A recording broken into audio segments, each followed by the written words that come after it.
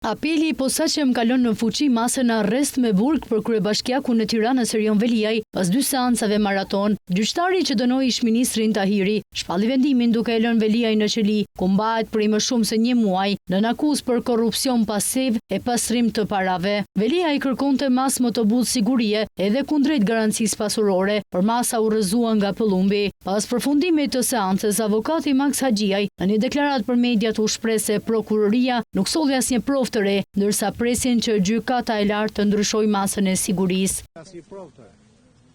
Absolutisht asnjë provë. Zotja Gjet, nuk ndodh ndonjë çudi në gjykatë lartë. E natyrës? E natyrës që të pranoj kërkesën e përzonësimin e masës së arrestit të Erion Velis.